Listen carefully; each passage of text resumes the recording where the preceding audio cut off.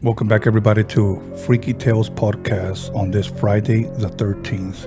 And I want to thank everybody that has joined us, everybody on the live chat, everybody who has liked, who has commented, and everybody who has hit the like button, and those of you that even hit the dislike button before the show even started.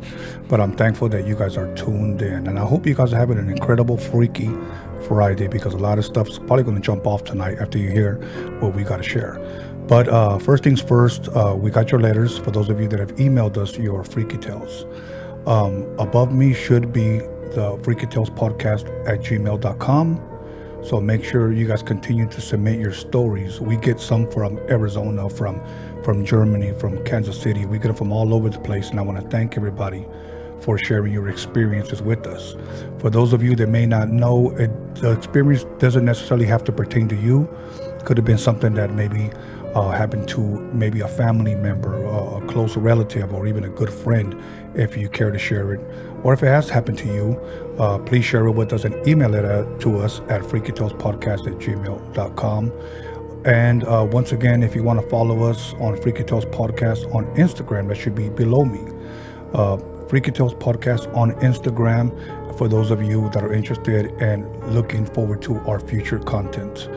Other than that, we do have one item, once again, available at documixery.com, and that is the horror loteria that we have offered. I'm almost gone with those, so if you guys are interested, once again, for those of you that love Halloween year-round, not just in September or October, but you guys can play the horror loteria. So once again, thank you everyone for tuning in. So without further ado, please allow me to introduce my Friday the 13th special guest, Kevin. Hey Tony, thank you so much for having me. Super excited to be here and share some spooky stuff with you. Yes. Well, thank you for coming. I greatly appreciate you coming over here and discussing certain paranormal things that have not only have happened to you, but things that are even still happening now. But before we get started, can you share with us and give us a little bit of your background, the things that you are involved in, especially around Halloween time? Yeah, definitely. So one of my favorite things that I've been involved pretty deeply in for the last 5 years now is a haunted experience called the 17th Door. It's in Fullerton, California. It's an experience unlike any other. It's borderline an extreme haunt. Best way I can describe it is an experience between Knott's Scary Farm and Universal Horror Nights.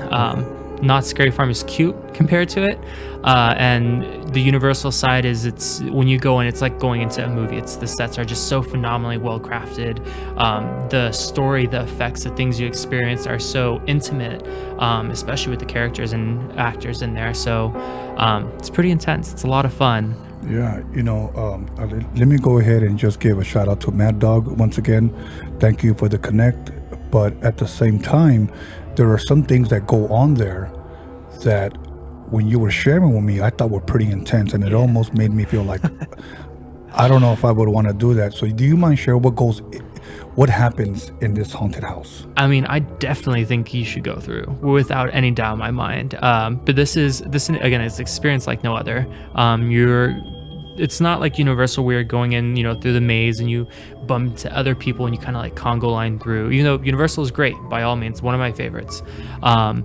In this one, you're going in and there's 17 doors that can include a wide variety of things that you get to experience, but you're actually locked into a room with this actor or a set of actors for about a minute and a half, give or take, and then you move on. You can't move on past that, so you'll never bump into anyone else.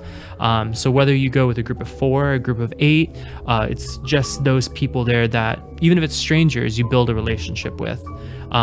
But throughout the entire haunt, you'll experience things where you might get wet, you might get shocked a little bit.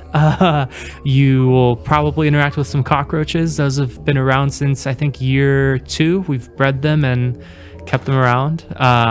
You'll have flying trucks coming at you pretty fast, pretty hard. Rooms that spin upside down. You'll get shot, separated. You'll get confined in small spaces. And a lot of actors that won't like you. But it's all part of it. It's all extremely safe. We didn't have anyone die this year. I'm just kidding. We've never had anyone die. But It's all extremely safe, very well crafted. The owners who make it are absolute geniuses. Wow.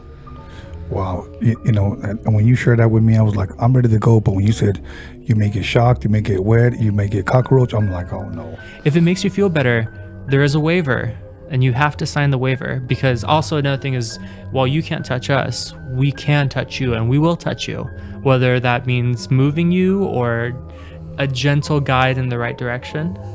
Gentle. You know, it's and there's a big 12-foot banner on the outside. You'll know exactly what you get into. There's some sensitive subjects, but Wow. yeah. Any complaints yet? Yeah, a lot of people. It's actually funny, especially this year with COVID, unfortunately. You know, we were actually the only indoor haunt operating in California at all. Which, you know, obviously with COVID, you would think it would limit some of your capacity, what you can have, but with Knott's not being open, Horror Nights, Fright Fest drove a lot of people towards us, and a lot more kids than usual. And that's one thing too, especially as actors, we have some frustration at times to parents who bring little kids who are 10, 8, maybe 12 years old. And a lot of times we'll go up to the kid with a taser and say, hey, you want to see something cool? Go put this on your dad and push the button, and we'll let them tase their parents for bringing them there. Wow. So it's a lot of fun, you know, but then there's also those people that come in and they're like, they said fuck around my 10-year-old and someone made an inappropriate movement, and I'm just like, there's a waiver. There's a 12-foot banner telling you exactly what you're going to. You're going into a prison setting. You should know, maybe do some research and see what you're getting into before you bring your child here, and then get mad that there's so many people that be like, my kid's 10, stop scaring them. And I'm like, you pay to come here and get scared. What do you want? No. I mean, yes, you're paying to get scared. So Yes.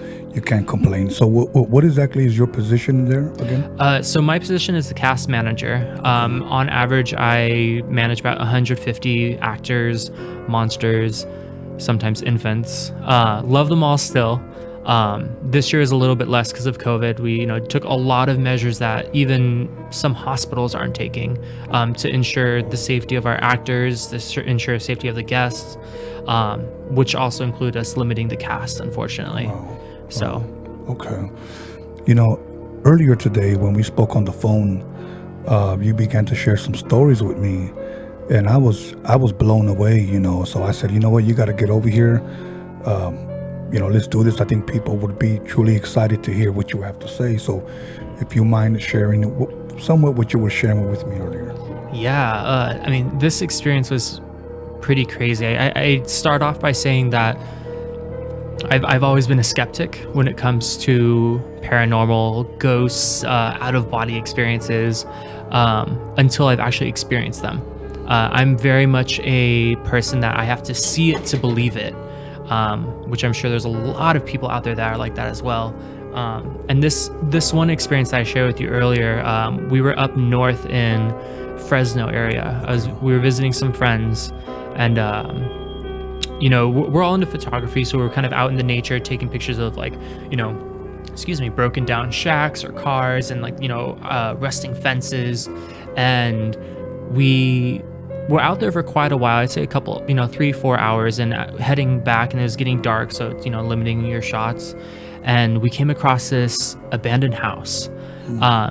So naturally you're like, let's go inside, right? Bad idea, number one.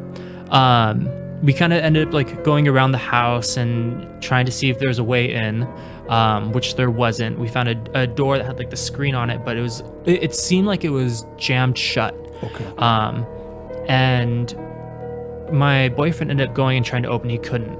Okay. And so one of the other girls that was there, she went back to the car, and she was just taking shots of the outside of the house. And I went to go and open the gate, and or the fence, and as I literally opened it, it literally just gently swung open, like, no effort needed. And I was like, did you really try to open it? And he's like, it would not open. Right. And I was like, all right, this is weird, you know. So we ended up going in, and as you go in, you can see, like, there's some, like, old furniture on the first floor, and, like, to the stairs, or to the left, there was, like, the stairs, and very almost looked like a house that wasn't quite finished yet, or I don't know if it was just that torn down from sitting for however long. and took a couple shots on the first floor. And then as me and my boyfriend and another friend decided to go up the stairs. Right. So as we're walking up the stairs, I'm leading, and you see like rat droppings on the floor, and like upstairs, almost like an attic, but there's nothing up there. Was this during the day or at night? No, this was at night, like dark. And it was funny because when you went up there, you really couldn't see anything except there was a couple windows on like the sides of it. But the windows were all broken, and you could just see moonlight coming in. Okay. Perfect setting for a horror movie, yes. right? Yes, exactly. And so as we're like walking in, I remember my boyfriend freaking out, thinking he stepped on something. It ended up being rat shit. And he's like, I'm gonna die. I'm gonna get salmonella or something. He's like, you know, where he's gonna get all these diseases. He's a little dramatic. But I ended up walking in further, and as I got towards the other end of the floor, I saw like this parchment paper on the floor. And I looked down and I'm like, that's a Ouija board. Oh wow. And I'm like, okay. So I'm like calling him over. I was like, guys, come look at this, right? And it's literally the only thing in this house on the second floor, broken windows, moonlight coming in, and literally like just like this Ouija board illuminated by the moonlight. Wow. There's no planchette. It literally looked like someone made it at home. So of course we're like kind of like freaked out a little bit, you know, let's like take a video, let's take some pictures, especially because like my friends are super into the paranormal. I'll tell you about them later. Okay. And it was interesting. So my boyfriend got his phone and he started filming it, and you could see, you know, his flashlight going around the room. And as he went and shone the light onto the Ouija board, his phone died. And I was like, okay, he didn't charge his phone. Yeah. That's not anything new. It really isn't. And he looks at me, he's like, hey, can you use your phone? Can you film it? I'm like, okay, fine. So I pull out my phone, and as I'm pulling my phone out, I see my friend, she's like taking pictures with the flash on. It's flashing. And I go and I'm facing the camera, and I'm like, so we found this abandoned house that we walked into. And we found this really weird thing up in the attic. And I go to show the Ouija board with me in the picture. And as the Ouija board comes into frame, my phone dies. Wow. And so again, me being a skeptic was like, I'm out of here. Fuck this. Right. I literally bolted out of there so fast in the pitch black. Like I left them. They were behind me somewhere. I don't even think I took one step on the stairs. I'm pretty sure I jumped down all of them, ran out the front door, and I could hear them like, and I mean, I was like, I'm pretty sure as I was running, I was like, I'm fucking done. I'm out of here. Fuck this shit. I was like, no way. I was out of the house before I think they even reached the stairs, like the top of the stairs. I heard boyfriend fall down the stairs, and I'm like, that sucks. I'm outside. I'm staying outside.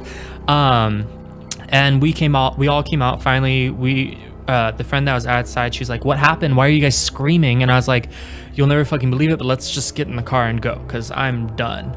And as we drove away, my boyfriend and I and the other girl that were in there, we were talking. We all felt like sick, but not like, almost like food poisoning sick, like just super cold sweats, like stomach was hurting. We were nauseous. It was really weird because we were perfectly fine before. Yeah. And my friend who was on the outside of the house was like, what happened? And so we're telling her the story and explaining it. And as I'm explaining, I was like, Cheryl, who's the other gal, I was like, let me see your camera. I want to see the pictures you took since my phone died. And I go to look at it, and she must have taken 15, 20 pictures easily with as much as the flash was going off. Yeah. And I go to look at her camera, and it was like she was never inside the house, which was super weird because I know for a fact it was flashing. Yeah. You know, it's obviously a night and day difference. Right. The last picture that she got was outside the house of the front door right before we walked in. So we were obviously tripped out about that. Right. And then he goes to turn on his phone, and as he turns it on, his phone's got like 80% battery left. And I'm like, okay, so it clearly wasn't like a dead battery. I go to turn on my phone, I've got like 50% left, and I was like, okay, what the fuck? Like, this isn't, you know, and no, not at all. And then my friend who was outside, she had taken pictures of the outside of the house. And if I can try to paint a picture, it's, you know, if this is the house, the windows are on the sides. Yes. The stairs went up and then out that way. Okay. So there's no window on this side of the house where she was. Right. But in the picture, when you look at it, you can very clearly see a window, and it looks like there's an old, like a candle lantern in it. Right. That's lit. and a person in the window, but there's no window there. Wow. So it was super trippy. By the time we got back home, we had like just kind of started feeling better. And I mean, we were freaked out for days. Like we went home and we're like, sage, salt, like, you know, freaking out because something's gonna work, hopefully. Right. But yeah, that was a really trippy experience. There were some things that you said that reminded me of other experiences that other friends of mine have had. For an example, Ouija boards. I've had friends that had played around with Ouija boards. They were skeptics, but when they would play around with the Ouija boards, obviously, according to them, it never moved. But they believed, and these are, when I say they, different groups of friends that don't even know each other have said that they believe that it opened the door to somewhere, because they started seeing shadows. They started hearing noises. Some saw shadows of kids. Some saw shadows of adults, you know, in their house. And after a while, they started thinking. Yeah. They all traced it back. It was when we started playing with this Ouija board. There was a friend of mine that actually found a brand new Ouija board in, I guess, a shed that he had at his house. And when we were going to do episode 1, he asked us me, hey, do you want to bring it? Put it on the table, put it as a prop. I said, don't bring that over here. Nope. do not bring that over here. And again, I am much like yourself. I'm a skeptic, you know, when it comes to a lot of these things. Though I love horror movies, though I love the paranormal, I love hearing stuff like that. Again, with me, it's like I got to see it to believe it, but at the same time, do I really want to see it? Yeah. You know, because what you experienced, you know, you guys stopped at an abandoned house, not knowing what was there, and what are the odds of a Ouija board being there? Exactly. You know, and I've also heard things that where batteries have died on flashlights, like what you said, even phones. And sometimes I've always wondered, like, what is it that causes that? You know, is it an energy? Is it a force? Is it a spirit that can cut things off? Yeah. And if that's true, then that's what makes that even more scarier. You know, but let me share something with you, and I'm kind of giving the people here a little preview of what's going to be coming soon. I have a good family friend that has been living in this house for over 30 years, and I don't want to give away it all because I want him to come in and share with it in detail. Okay, but I will tell you, he's seen not only shadow people in his house, shadow people wearing hats. He's seen where he's sitting on his couch. He felt a little wind pass by him, and then his couch seat goes down. Something sat there, and he's actually taken pictures of this thing, and it's appeared on his phone. And he told me, when I come, I'm going to bring the phone. He said, because I've tried to text it or email it to people, and it never appears. You could only see it on my phone. And he's lived there for 30 years. Still there. Wow. He's still there. And I would be out of there so fast. Yes. So, and not to give too much detail, it's to the point where his daughter, for many years as a little girl, has had an imaginary friend, but every time they'd walk in and ask her, you know, who you're talking to, she would give the name of this person, and it was another little girl, and the daughter would say, you know, you're scaring her, you know, I just want to be alone with her, that type of deal. But that was her friend, and all she wanted to do was stay in the room. Other things where his son would get up in the middle of the night, see his dad walk towards him, and then end up walking right through him. And he's half asleep, so he's thinking, what the hell just happened? Yeah. So he goes in his dad's room to see, for some reason, if his dad's even there, and his dad was asleep. But he went out wondering, what was that? His son had seen the keyboards move on the computer, literally, to the point where he was so frozen, he couldn't move. They've had workers come to work on the house, and they've seen a painter, a tall white man painter, start talking to him, interacting with them. This man who was hired gets down from the ladder, goes in, talks to this person, hey, you know, the guy outside. And he said, what guy? Well, the guy, the tall white gentleman out there, the guy's talking to me. Let's go out there. Disappears. But many people have seen that man around. Many people have seen this little girl around that apparently lives there. He's been asleep, and not only seen it, but now it's gotten to the point where now they're touching him. That's crazy. And as he's telling me these things, he never loses his eyesight with me, and his throughout the years his story has never changed. So I know that he's always told me the truth, and this is a man who's retired, and really he has nothing to gain if he did lie. Yeah. You know, and as he shared with me all of these things, and there's much more. He said, I literally had to somewhat beg him to come on, because he just says that's just not my thing. I don't want to talk about it. So, but he agreed, and eventually he'll be here. But it's gotten to the point where it's gotten so normal for him. And I told him, I don't know how a person can live like that. Yeah. It's even now to the point where he's seen things disappear. He would be in the bathroom shaving, and all of a sudden, boom, boom, boom, knowing no one was there. He opens the door, no one's home. I'm like shaking my leg, just getting anxious, thinking about like if that happened, I would be gone. Like the movie that I really enjoyed, it was the first one. Some people say it was kind of cheesy, but the suspense is what kills you. Paranormal Activity, when they're laying in bed and all of a sudden they hear that hard hit. He said that's what he heard, and he goes, so I opened the door and there was nothing there. He said, so sounds, he said, touching, he said, and then I had an aggressive voice curse me out at one point to my ear. Oh my goodness. Yeah. He says, so I know they're getting aggressive now, and I'm just sitting there like, and you're like cool with all this? Like, and he says, this is my house. You know, his son did the history of that house, and I'm not going to give it away, but apparently either a little girl was killed or drowned there, and that's the little girl that's appearing now. You know,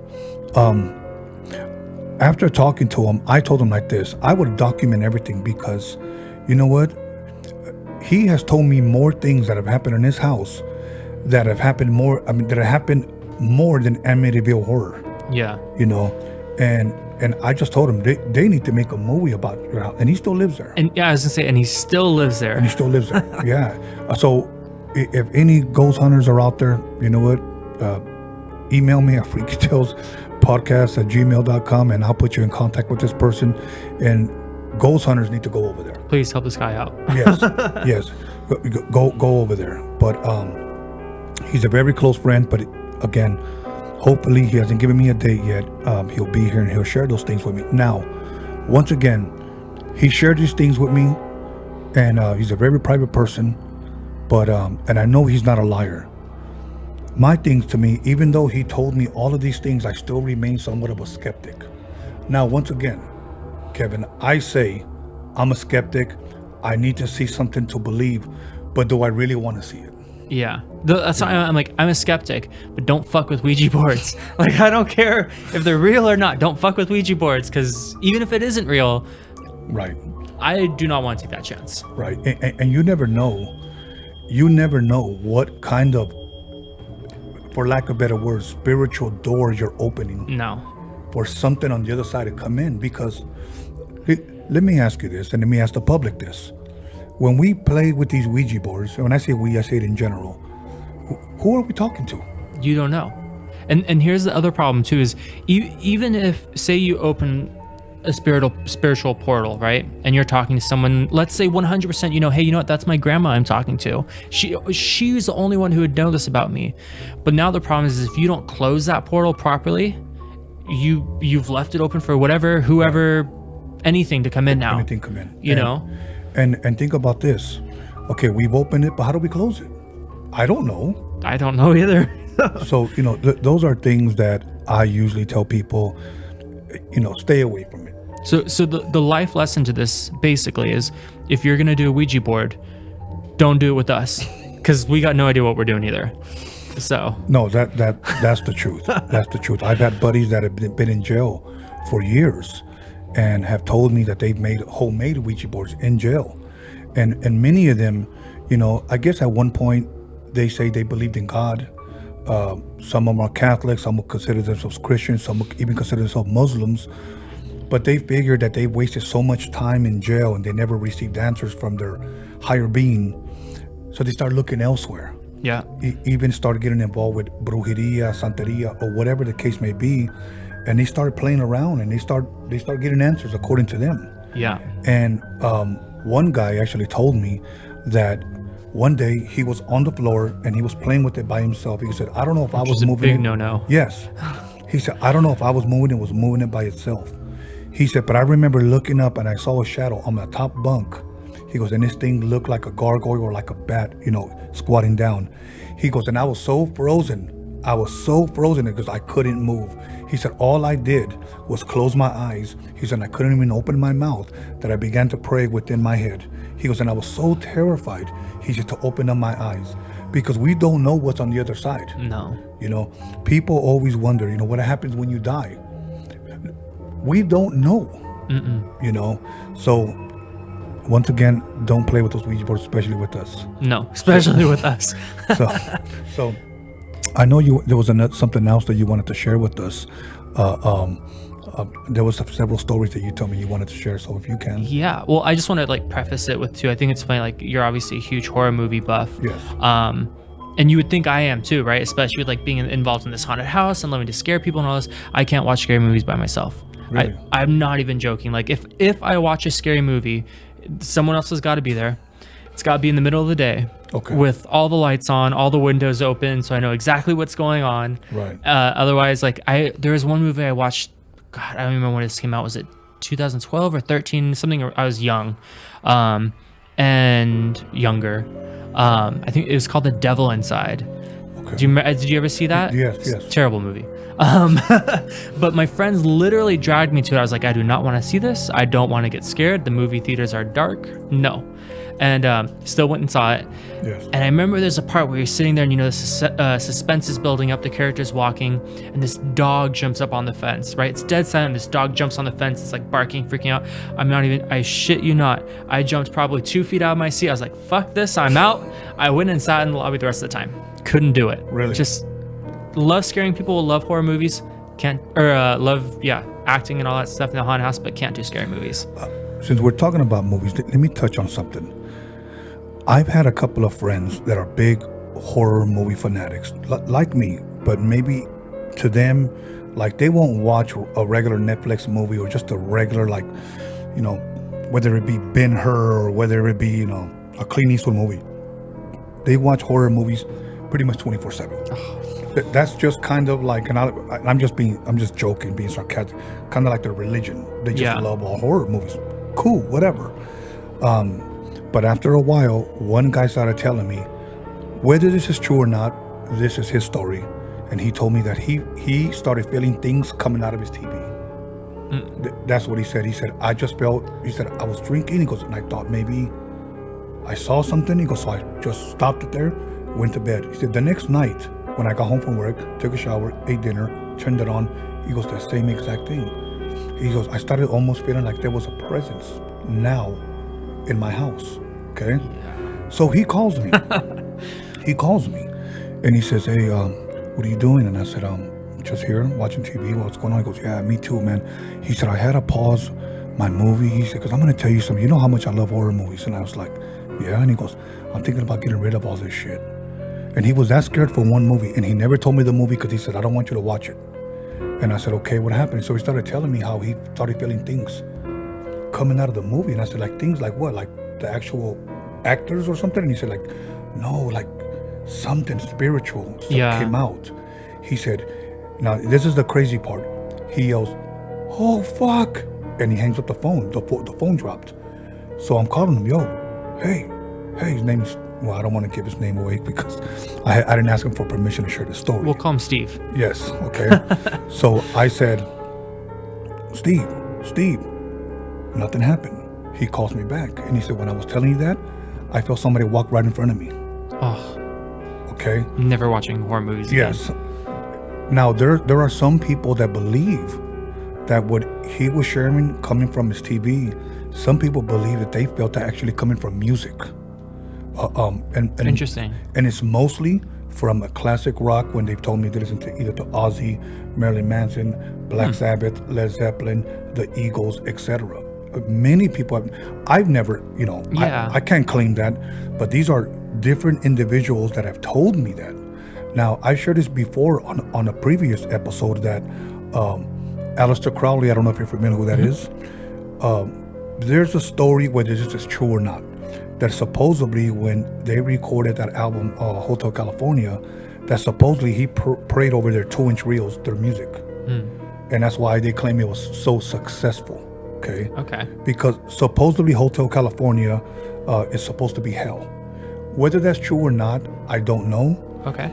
But I've heard multiple stories and even a documentary about the Eagles.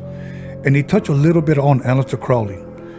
But here's what somewhat made me that some of those stories may be true. Keep in mind, I'm a skeptic. Yeah. Okay? I was like, I used to sing that song all the time as a kid, like Yes. over and over and over again. So If you get an opportunity to look at or even Google it, and I encourage everybody to Google it, if you ever have the album, the vinyl, it opens up. And there's a hotel, empty hotel, and then there's balconies on top. On top to your right-hand side, there's somebody that you can see that you can only see half of their face. And he's looking out like this. So you can see half of his face. Many people believe that was Aleister Crowley. He looks just like him. really, Yes. how interesting. You can look it up, the inside or the album cover of the Hotel California, the Eagles, and continue to look, and it'll pop up.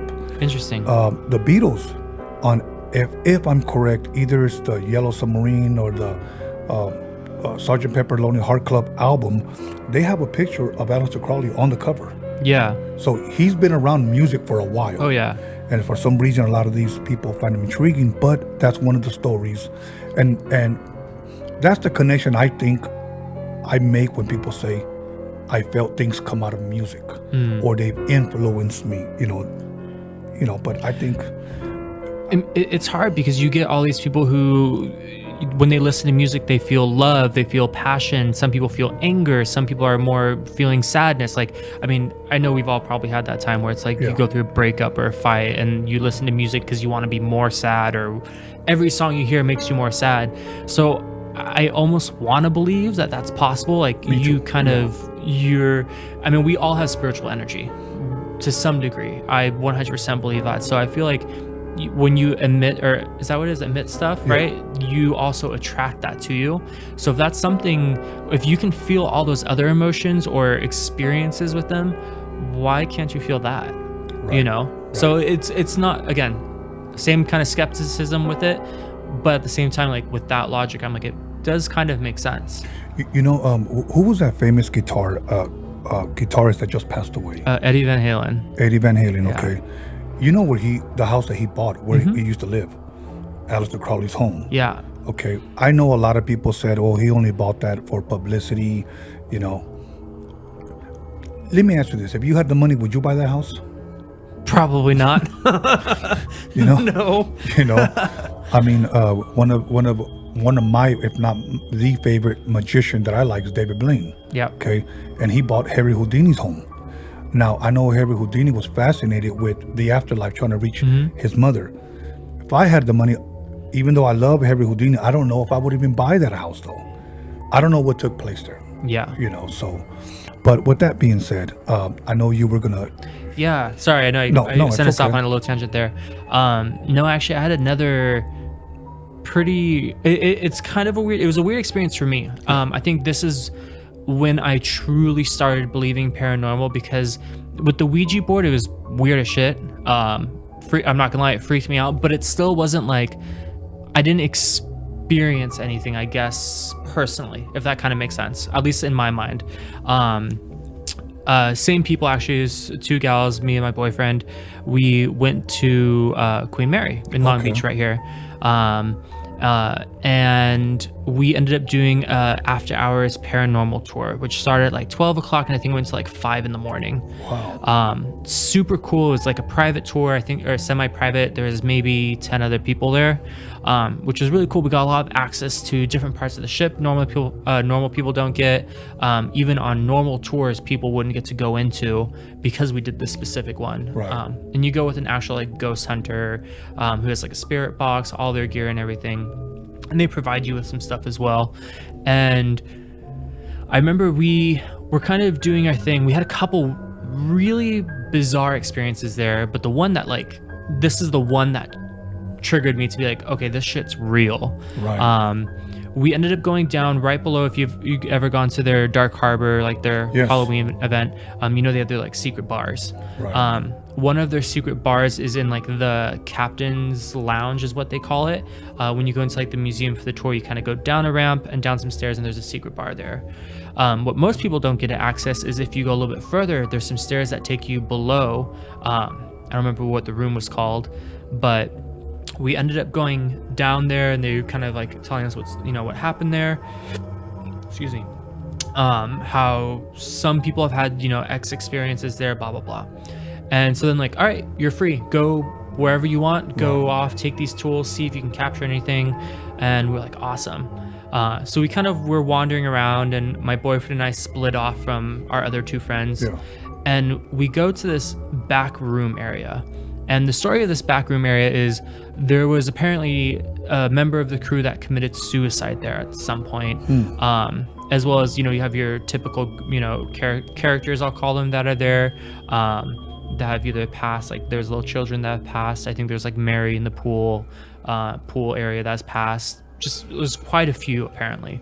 But so we're down in this like back room area where they specifically say your group is the only people allowed here at a time. You can't bring other people with you because we don't want anyone to hinder your experience. And I was like, cool, because now I can look at my friend and be like, hey, shut the fuck up. I'm trying to capture something, Right. And it's fine.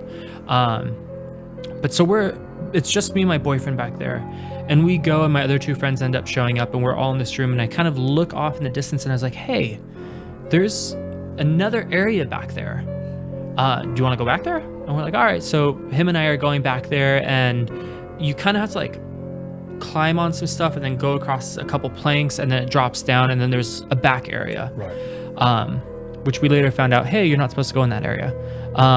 So that was fun. But so we're back there, and for some reason, like in each little area, they give you like little items. Whether like the person who committed suicide, he loved cigarettes, and so they give you a box of cigarettes to see if you can tempt the spirit to come and interact with you. Wow. For some reason, I grabbed a little, almost like a beanie baby thing, like little stuffed animals, and I take it back there, and I'm, we're just sitting back there. I have my phone out and I'm recording audio. It's pitch black. I'm probably, maybe double the distance between you and I from my boyfriend and I. And I'm sitting there, and I was like, is there anyone out there that wants to come say hello? Nothing. Silence. Okay, I expected that, whatever. And I go, I brought this, little beanie bag baby, stuffed animal. Does anyone want to come play with me with it? Nothing. Silence. Okay. And so I literally look at my boyfriend, I was like, all right, there's nothing going on. And he's like, just wait, like, let's, stay here a little bit longer. It's like super, like, you just hear this like little humming sound from the engine or whatever it was. Same distance still. Right. And all of a sudden, I feel literally this on the back of my head, a little tug on my hair. And I was like, what the fuck? And I go into my flashlight, and he hasn't moved. He's still standing same distance away. And I was like, what the fuck was that? And he's like, what? And I was like, something just pulled my hair. And he's like, stop fucking around. I'm like, I'm not fucking around. Like, I don't believe in this shit. If I was gonna fuck around with you, you would know. I'm like, I have no problem taking credit for it, and it'd probably be me fucking around with you. And I was like, that was trippy as shit. Yeah. And I was like, let's go back and get our friends. Let's go and get Dean and Cheryl. And so we, climb back over, walk over, I go and tell them, and they're like, oh, you gotta go tell the ghost hunter. Go tell him what's going on. And I was like, all right, I'm gonna go find him. So I go and tell him, and I was like, hey, you'll never guess what happened. And he's like, what? And I was like, so that room that you're only supposed to take your group into? And he's like, yeah. And I was like, so we kind of climbed up on this stuff and went back a little bit further? And he's like, yeah, you're not supposed to do that. And I was like, all right, well, we did. And so we're back there and turn the lights off, just recorded audio, and back there for maybe 5 minutes, and I feel something pull my hair. And he's like, really? I was like, yeah. And he's like, okay, just note it down, like, because we kind of like did a notepad and tracked our time and, with our audio. And so he's like, all right, go ahead and go on to wherever else you want to go. So I'm like, I want to go back in that freaking room. And so I'm going back there. My friends are still in there. And I was like, guys, let's go back there again. Let's see what happens, right? And so we're back there. And I was like, hey, I'm back. I brought the little toy again. Do you want to come play? I'm sorry I left so fast last time. You just kind of scared me a little bit. Nothing. Were you at all maybe scared or excited? Or I think I was kind of like in disbelief. Okay. I was almost like, did I make myself feel this? Or like, am I making up in my head? Was it real? Blah, blah, blah. But I was like, whatever it is, I was like, I'm going to do it again. Yeah. And so we're standing there and my friends end up going back. They're like, whatever, they didn't experience anything. So we're still there.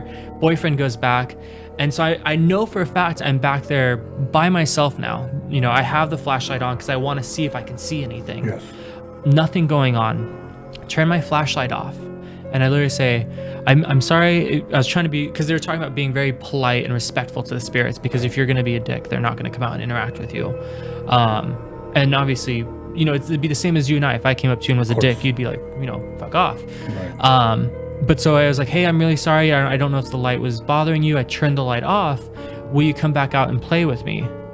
Nothing. I was like, all right, well, it was cool. I had an experience, whatever. And I was like, I'm going to try one more thing. So I go and I set the stuffed animal on the floor, maybe 3 feet away from me. Go and sit on the floor, 3 feet away, cross-legged. And I was like, hey, I don't know if you want to play or if I scared you away or if you got upset because I left so fast, but I put the stuffed animal there. So if you want to play, just come back out. And, it's kind of being nice. And I think I was even like humming or something, thinking that was going to help. And the weirdest shit, literally feel a brush past my leg. And that was it. But it was like a very solid brush, almost as if like a dog was running past you to go get its toy. Right. And didn't move. I was like, I don't know if something else is going to happen. I don't know what to expect. Yeah. So didn't move, waited a few seconds. And I was like, was that you?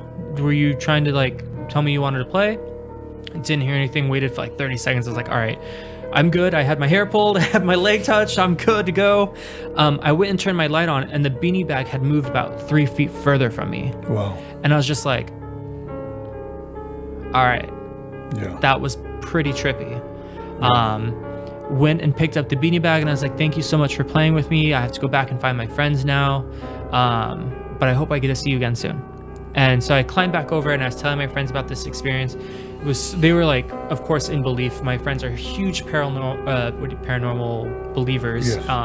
My friend Dina, she actually had gone on a paranormal tour before there in the pool area. Yeah. And she actually was the only person recording. And this is like the clearest voice that they've ever captured in like as long as they've done their paranormal tour.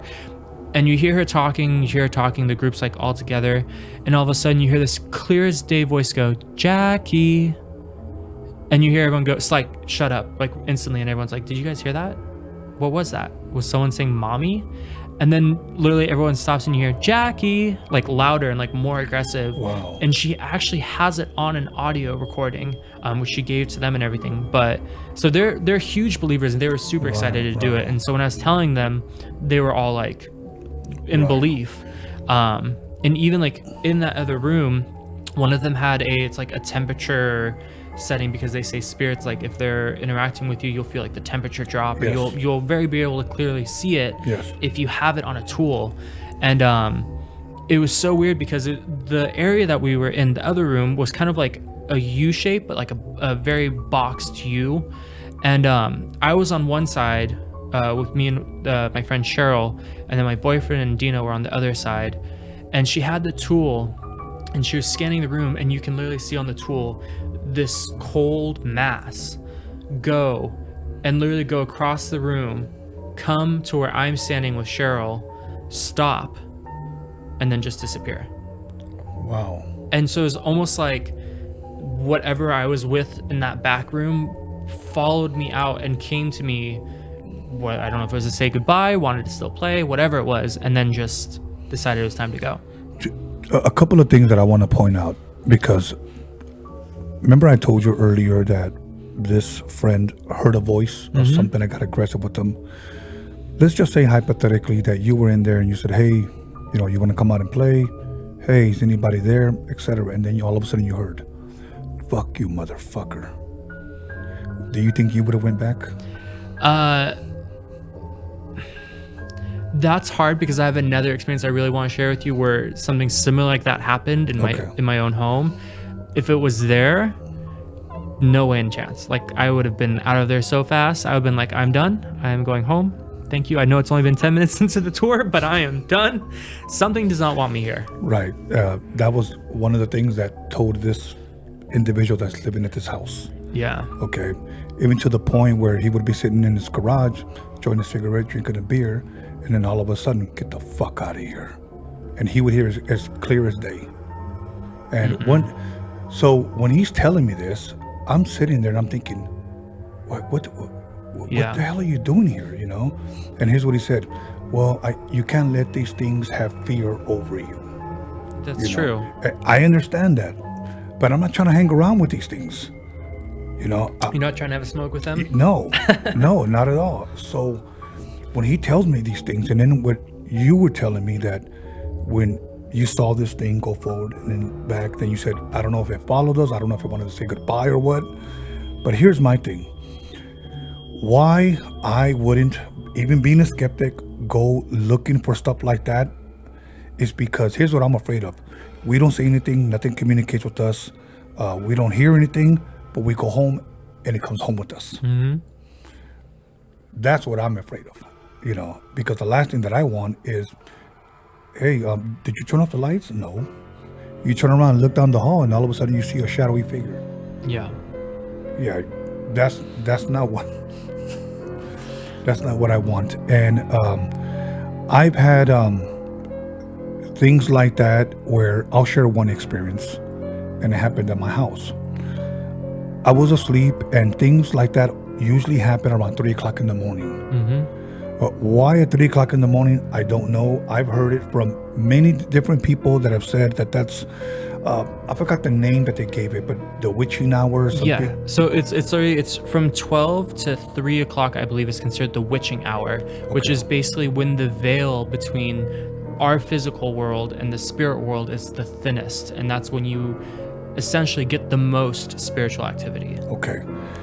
And I've heard a Jewish rabbi one time told me this, and this was out in the Fairfax district, and this is what he told me, that at 3 o'clock in the morning, God comes to visit the earth. That's interesting. I've only heard it from one person, and that was him. Whether that's true or not, I don't know, but I've heard two different things. Now you say 12 to 3, then I just heard 3. So let me share this. It happened around 3 something. I wake up out of my bed because I literally felt something like, kind of like when you said something brushed over you, but I even heard this. And I woke up just as clear as day. Like, I looked down the hallway, I get up, I start walking. I turn on my hallway light. I keep walking. I get to my front door and I'm scared. I'll be real with you. I'm scared. My front door, I have a like an iron door, and then I have my wooden door. My wooden door was halfway open. Okay? So now I'm thinking, okay, what the hell is happening? So as I open up my wooden door, I turn on my porch light. I always have my porch light on. I turned it on, and I could have swore, again, I don't have any proof of this, but I could have swore, it's almost like when you turn on the light and somebody runs because they turn on the light. I could have swore I saw a dark silhouette run from my porch, like onto like the grass area. Yeah. It terrified me so much that I stood still. I was like, what the hell was that? You know, so that I even closed my wooden door, and I was like, what the hell was that? It was such a bad experience that it lasted almost a week. And every person that I came in contact with, I would always ask them, hey man, you ever experienced, you know, things like that? And they would always like, no. Yeah, and look at you like you're crazy. Yeah, so many times I was pretty much reserved on who I shared things with because they start to look at you like that. Yeah. I remember I called up another good friend of mine that considers himself to be a very spiritual person. And I said, hey, I need to talk to you about something. What's on your mind? And I told him that, and he was the only one that didn't think I was crazy. He said, no, I believe you might have saw something. What it is, I don't know. He goes, but he said, Tony, I've never known you as a liar. He said, and I don't think you would make this up. Yeah. He said, but if you claim you saw it and you experienced that, he said, whatever it was, think about this. He said, let's trace it back. You heard a noise and you felt a brush over your body. It started in your room. Yeah. He says, and then you felt led to follow it. and the door is open. Obviously, he must have left. Yeah. And it was scaring me even more, you know. You're like, thanks for that help. Yeah. But that was one of my paranormal, if you will, activity stories that why it was there never happened again. Yeah. You know, but believe me, I'm a skeptic, and we say we want to see things, but when you have little experiences like that, you don't want to see anymore. No. Yeah. At least I'll speak for myself. I kind of agree with you, but I think it's interesting because it's like, I mean, I feel like I have a good amount of paranormal / out of body experiences, and again, I've always been that person that's like, I don't really believe it until I see it or experience it. And it's interesting because it's like for example, my out of body experience, I was in a car accident when I was 16 or 17. Was riding my bike to school. Someone hit me, went from the sidewalk to the middle of this 4-lane street, and I was unconscious. Lovely lady, by the way. It was a hit and run. She just left me there. But I to this day vividly remember my body being 10 feet above me, looking down at myself face down. And I honestly, I don't remember thinking anything. I don't think I said anything, but I remember seeing myself laying there. And, thankfully I had some people that, they blocked off the street and they moved me from the street to the sidewalk, which apparently they shouldn't have done. But I appreciate it because that means I didn't get hit again. Right. And they told me I'd been unconscious for 15 minutes. Wow. And in my mind, I was like, okay, I got hit. I just fell off my bike onto the sidewalk and then woke up or got up. I didn't think I fell to the middle of the street. I didn't think I was unconscious for 15 minutes because you don't really realize that. Right.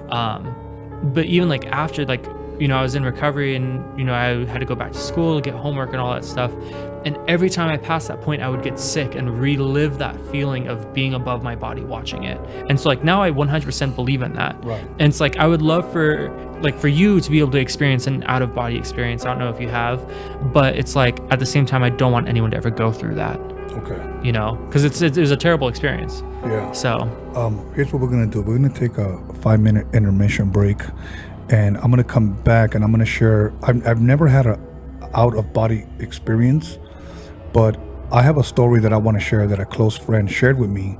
I don't know if this is a out of body experience or when you're in between asleep, awake, something like that, and you could get up out of your body. Like a lucid dreaming. Yes. Yeah. Something like that. I'm going to share one that happened with a close friend of mine. I won't say his name, and then I'll share one that happened to me as well. So we'll come right back. We're going to go ahead and take a short intermission break. So once again, everyone, when we come back, we will eventually get to your letters. I have 3 or 4 out there. One of them was actually hard to print because for some reason, when I was trying to print it, it was really, really weird. But I'm going to show my good friend Kevin here the email so he can look at it as well, because it just wouldn't appear for some reason. Spooky. But yes, but I'm going to go ahead and once again, submit your stories because we will read them. Send me your stories to freakytalespodcast@gmail.com. Anything that's happened, anything freaky, anything weird, any out of body experience, anything paranormal, please share with us. Try to keep it about 2 paragraphs.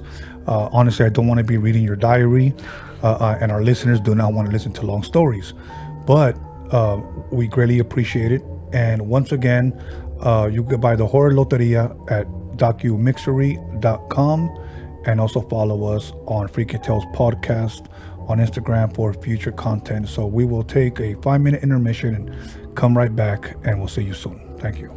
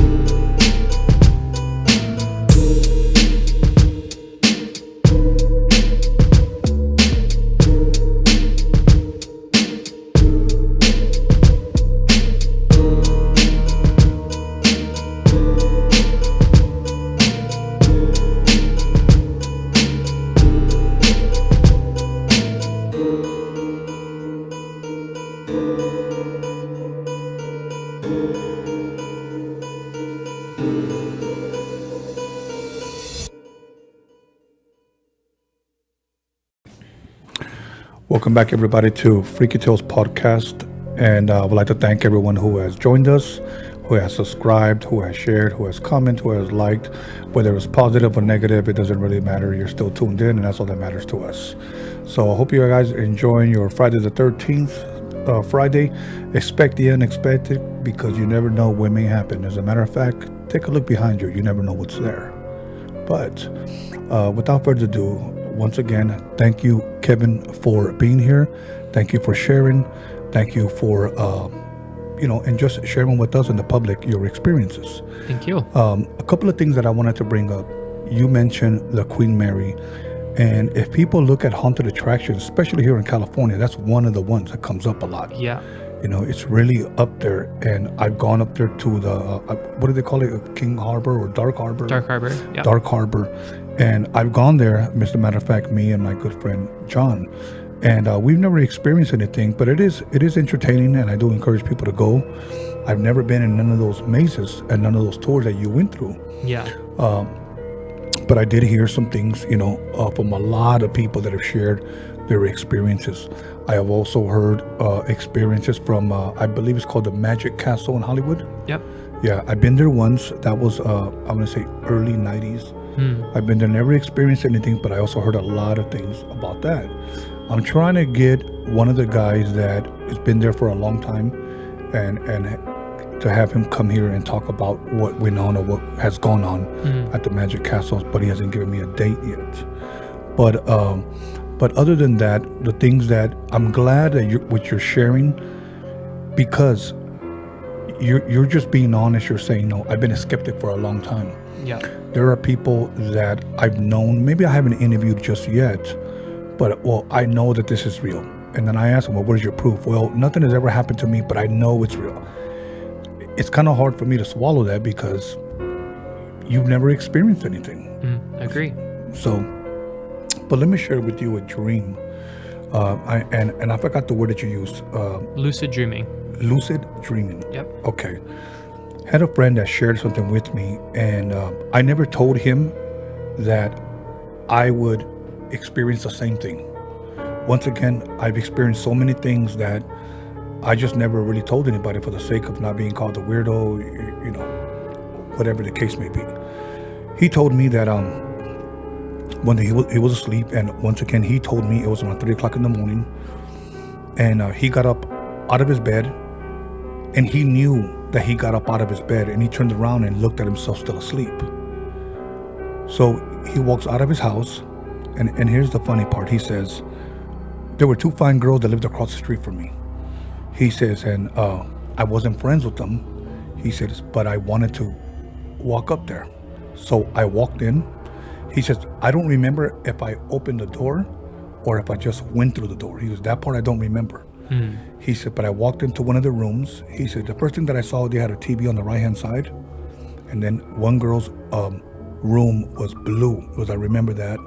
He goes, and she was in her underwear. She was covered. He goes, and the other one was a friend. She had shorts on. He goes, and one thing that stood out to me that she had a Mickey Mouse tattoo on outside of her thigh. And he goes, and I remember that. He said, man, he said, I knew that I was there. He goes, and so badly I wanted to touch him. He said, but in my mind, I'm still thinking, what if this is real? I shouldn't be here. Yeah. He said, that's how real it felt. So he said that he walked out. And he said he went back to his room and just fell asleep. Said maybe a couple of months later that those girls were getting ready to move out. They just lived across the street from him.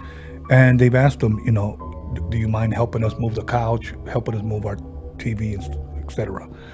And he said, yeah, no problem. He walks in and he sees the TV exactly where he saw it. He walked into one of the girls' rooms. It was blue exactly. He goes, in the exact same blue. He says, it was so weird because he said, I don't know if this was blue or turquoise. He goes, but it looked like the Mylanta color. Yeah. He goes, it was that odd. He goes, and then I'm thinking to myself, he says, if I see this girl's thigh and she has a Mickey Mouse tattoo, I'm going to flip. He says, so she walks out of the house. She's wearing sandals.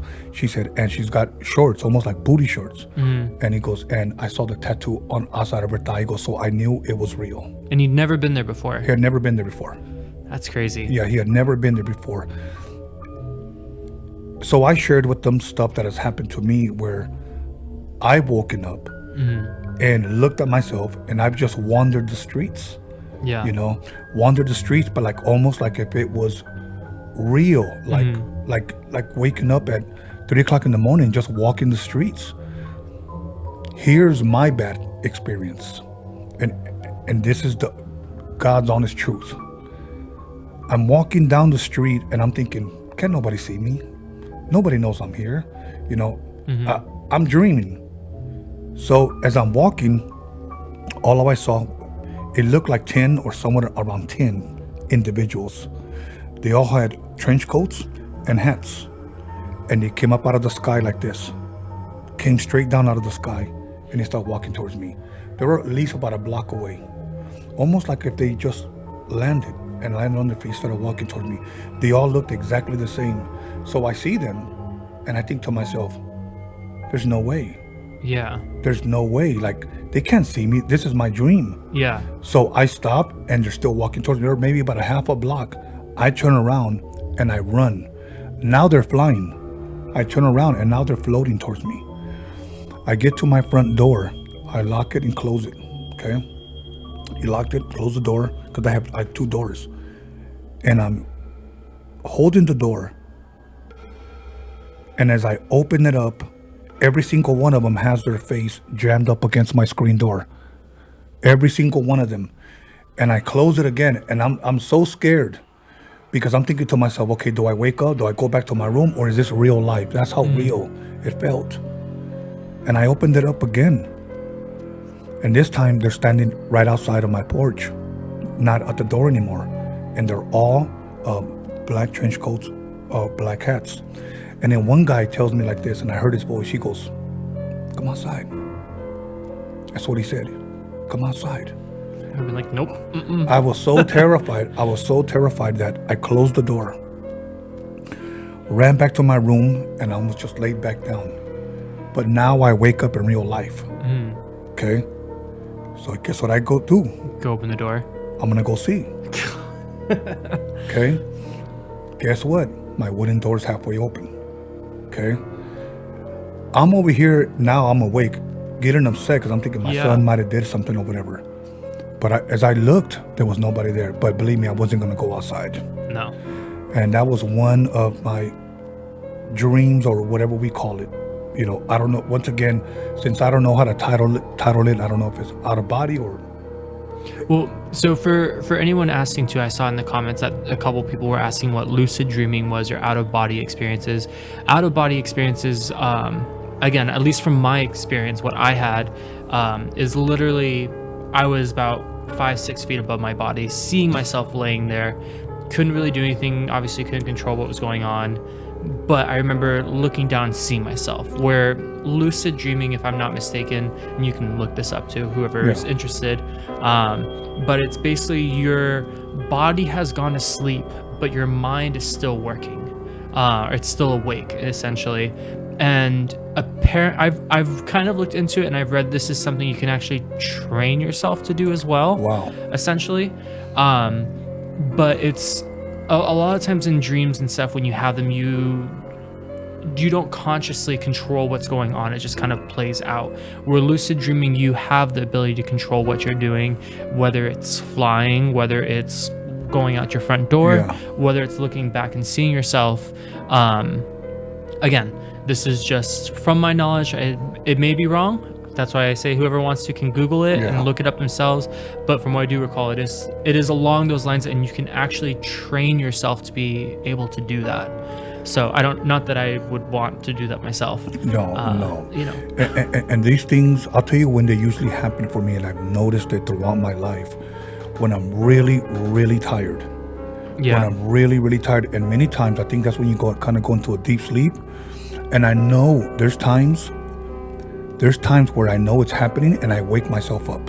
Yeah. There's times where I've closed my eyes and then, believe it or not, I start feeling myself sinking into my bed, and that's usually when I can get up. Yeah. But I've held myself like, okay, no, because I don't want to go there. You said flying. There's been times where I've been able to fly, but I turn around and guess what? There's something like this chasing me, and you can't even go fast enough. I woken up where I ran back to my room and I get up shaking. Yeah. And those are not fun. So I have a question for you then, just a fun question. Yes. What kind of flyer are you? Are you one of those that you have to get like a running start? Are you one like Superman, you can just jump and go? How does it work for you? It's weird that you say that, because I remember 2 experiences lately. One of them was I took a running start, and I was hoping that I could fly, because there were some times that I tried to do a running start and I couldn't take off. Yeah. I just couldn't. And then there were times where I did. Then there were other times I remember, for some reason, I was at downtown LA, and I was looking down, and I'm terrified of heights. And I'm even afraid of looking up at tall buildings. Yeah. And I've said, I know I can do this. I know I can do this. And I've jumped off and I've flown. Yeah. It's interesting. Yeah, that's usually when I've been the highest. But usually when I have something chasing me, in my mind, in my dream, please let me take off. Please let me take off. Yeah. And I'm able to take off. There's been times where I've gone and maybe a half a block and I'm cut back down. Yeah. So, where you do like one of those like running starts. Like I've had where I do a running start and I jump and you like kind of hover and then you crash back down. You're just like, I know I can do this. Yes. Like, yeah, Yes. those are interesting ones. And believe me, I know people listening are probably thinking, that's fun. That's a bunch of BS. Probably. But let me say this, until you experience this for yourself, you will never understand. 100% agree. Okay, so anyways, you were gonna share with us about, if I'm correct, about the museum, or is that a little bit later? No, I can do that one real quick. I'll end the one that happened at my house, because there's like several things happened. Okay, go for it. But yeah, we'll do the one Zach Bagans Haunted Museum in Vegas. Very unique experience. You go and see a bunch of his items that he has either collected over the years, he's purchased in a museum. Yeah. And there's a couple spots where there's like a jump scare, where there's an actor. I think there's like maybe 2 spots, and it's right in the beginning and I think one at the end, and which are fun. You get your laughs and everything. Ironically, even with these other things happening, still a skeptic when it comes to that kind of stuff, like haunted objects and or objects that are possessed. And I remember we went and had a great time. We were going through it, and eventually you come into this one room where it's literally this wooden room, nothing in it except in the very center there's a podium with a Dybbuk box in it, which again, if I'm not mistaken, is basically there's only 7 of them in the world, Zach Baggins owns 3 of them. One I know for a fact is on display. I don't know where the other 2 are, but it's essentially a box from like the Holocaust era where all these bad spirits and negative energies are trapped inside this box. Wow. Anyone who's come into contact with this box has faced negative things in their life, whether it's just misfortune, car accidents, death, not even exaggerating and like Wow. just throwing these things out. These are things that they actually said have happened. Sickness, family, things that have happened. And anyway, we're in this room and you can almost feel this like pulsating energy when you're in there. And kind of in a weird sense, especially when you're a skeptic, you're like, is it just all the hype that it's getting? Is it just what everyone's talking about? Is that what you're like, you're freaking yourself out? But you almost feel this like reverberation in your soul, but it's not like there's music playing or like there's a drum going. Like it's really, you have to go there and experience it to really understand what it is. But this big box, it's standing in the middle of this room. There's a clear case that's over it. In that case, there's salt, there's sage, and then there's like some other stuff as well. And they're very clear, like you do not interact with this box. You go in, you can see it, and you go out the other door. That's it. You don't touch it. You don't take the cover off. By all means, you don't even touch the cover. And I just remember, as stupid as it was, and I think it's because you're a skeptic, you're like, oh, nothing's gonna happen to me. I was like, I want to touch it. Yeah. I want to touch the case and just see what happens. And it's like part of you at the same time is like, why would you want to do that? You hear people saying all the negative impacts it's had, but you still are like drawn to it. So it almost begs the question of, is it the energy that you're drawn to? Is there something that's pulling you in, trying to like attach onto you? Yeah. Or in my opinion, I was like, am I just being an idiot? Yeah. So, which anyone in the comments, I don't need you giving me an answer to that. That's fine. And then it was interesting because we go into I don't remember if it was the next room or a couple rooms after, but you go in where there's this doll. It's not the Annabelle doll or like the Raggedy Ann one. It was a different one. And they have a spirit box next to it. Wow. Which you're familiar with what that is? No. Right? So spirit box is basically communication from any spirits to what we can hear through radio waves. Wow. So a lot of the times you hear that like static sound just going like almost like a gray screen on your TV, yes. Like the snowy screen. But it picks up speech through radio waves and transmissions to formulate words and sentences for us to understand. Wow. There's a whole science and technology about it based on like the speed, the waves that you're on, the frequencies, all this stuff. A lot of times it sounds like gibberish. A lot of the times if you're recording, you can, we'll sit here and we'll have a conversation. We'll record for 2-3 minutes, stop the recording, stop our conversation with whoever or whatever, go back and listen to the recording, and you'll hear things on the recording you didn't hear in person, or you'll slow it down and you'll pick up actual answers or voices coming wow. back to you. So I remember going into this room, and our tour guide at the time was like, does anyone want to go up and say something? And I was just like, no, I'm just gonna stay in the back of the room. I don't believe it anyway. This is silly. And the second I felt that, instantly got weak at the knees, super lightheaded and sick, almost as if I was going to faint. And I looked at the lady and like, it scared me because I was like, yeah. Again, why am I just feeling this way all of a sudden? And so I'm like, I need to leave this room. Right. And so I go out of the room down the hall and I'm waiting there for everyone. She comes and checks on me. She's like, are you okay? What's going on? And I was like, I don't know. I just felt this like super heavy weight. I feel like I was about to faint. My knees were super weak. I don't know. And she's like, well, that's actually kind of normal for some people to experience here. In this room specifically, sometimes you have people that have a conversation. Sometimes the doll will say hello to you. Sometimes you can ask it a question and it'll answer. Other times, a lot of times people will come in here and just feel almost like drained all of a sudden. Wow. Almost as if something's feeding off of you. And I remember just standing out there waiting for the rest of the group, and I just did not feel good.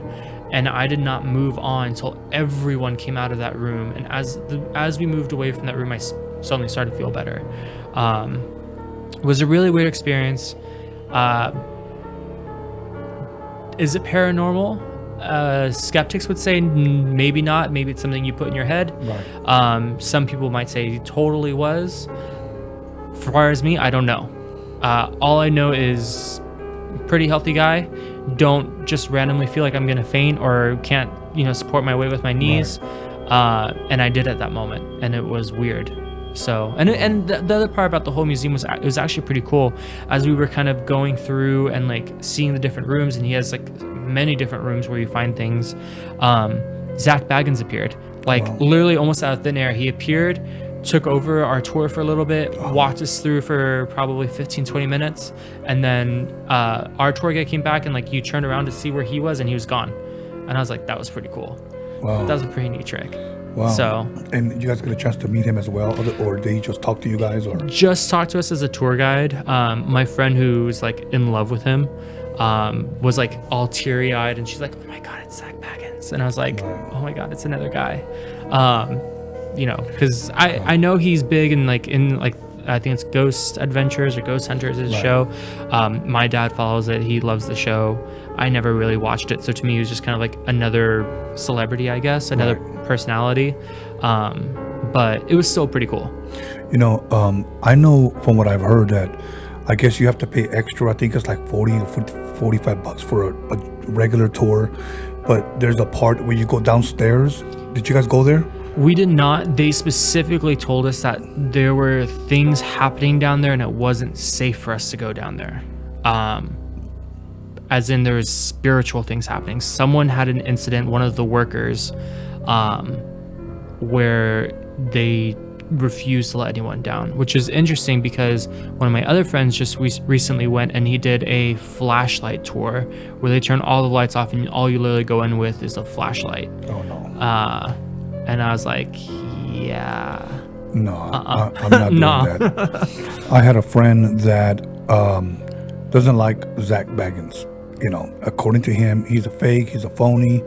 And he talked a lot about him. He's into the paranormal, into exorcisms, into UFOs, conspiracy. Like that's like, if you will, his religion. Okay, mm-hmm. Just all of that stuff combined. And he's very, very well educated in that stuff. So according to him, watching YouTube, interviews of Zach Baggins and little mini, I guess, tours that what they show inside that museum, that's fake, that's fake, that's fake. Of course. I know what's real. Okay. So he asks me, do you want to go with me? I'm going to go over there and I'm going to call him out. That's pretty much what he said. And I was like, pretty ballsy. Yeah. So I said, no, I'm not going to go. You go ahead and go. Yeah.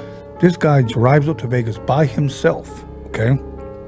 Drives up to Vegas by himself. He said he pulls up, not in, but he said he pulls up right in front and he looks. And this is what he said. I left. So I said, why? Because I was dying to hear what he had to say. Yeah. He said, I'm going to be real with you, Tone. He goes, what I felt, he said, something told me, do not do it. Do not go in there. He said, it just did not feel right. He said, I don't know, man. I don't know. And I said, bro, but you were over here telling me that you were going to expose them. That's a long drive to turn out chicken shit. Pretty much. Yeah. Yes. And I said, so you drove over there. You didn't stop it anywhere? No. I drove right to the museum and I stopped there. And I felt something negative. And I just said, I can't go. I'm not going to miss something I shouldn't mess around with. No. And I said, well, then I don't want to hear you talk about Zach Baggins anymore. Yeah. I've had a friend that have invited me to go. It's not that I don't want to go because I don't believe. I don't want to go because I do believe that there is something there. Yeah. So that's the reason why I choose not to go. And here's what I fear. Being in the midst of all of that and something comes back, or something attaches, themselves to you. I've seen interviews where people have touched certain things, couldn't stop crying, or were sad, wanted to throw up, felt nauseous, felt very weak, almost like something drains them, almost like the way they might have drained your phones or the flashlights or whatever. Mm-hmm. And my thing is this: to want to touch something that contains evil spirits from the Holocaust, I'm not doing that. Yeah. I know at one point they had Annabelle, the doll there, and they filmed it where somebody supposedly touched it or whatnot. Now, the doll doesn't look scary like the way in the movie. Of course not. Okay, Yeah. we get that. I think it's just, isn't it just an old like Raggedy Ann doll? That's what it looks like. Yeah. But there was a man that actually touched it, and he just said he just felt something like draining him. He felt weak, he felt tired, but he couldn't stop crying. But where I think my friend became a skeptic of the museum, because he said, well, look, at Zach Baggins ain't feeling nothing. Why is that guy feeling something? And I said, I don't know. I can't explain that. You know? But the last thing that I want to do is take a flashlight tour. You know, I wouldn't. I was there, and I wouldn't do a flashlight tour. Now let me ask you this: would you recommend that to people? The flashlight tour or the tour itself? Or just the tour itself? 100%. I think even if you're a skeptic, just to go and see the things that were on TV, to see the story behind things. And there are just some really cool artifacts and collections that he's got. It's really cool to go and see, and it's good to. I think it's good to support it. You know, some people might disagree with it, but I think it's definitely one of those things that if you get a chance and you're in Vegas and you're like, what am I gonna do? I'm tired of drinking and gambling and losing all my money. Go check it out. It's fun. Okay. And I know it's by appointment only, if I'm correct. I believe so. It's a ticketed time slot. Okay. And I know that. What was it? I know they have the van there from Dr. Death. And they have the hearse as well. The hearse? There's a Ghost Hunters or Ghost Adventures hearse that they actually purchased, and they have it parked there outside, and it's really cool looking. Wow. Yeah. Wow. Yeah, because when I went, I just took a picture in front of the Zach Baggins sign, and I asked, you know, can I go in? And that's when they told me it's by appointment only. Yeah. And I was like, okay, but he tells me like this, but maybe I can get you in. He says, go around the back to the side.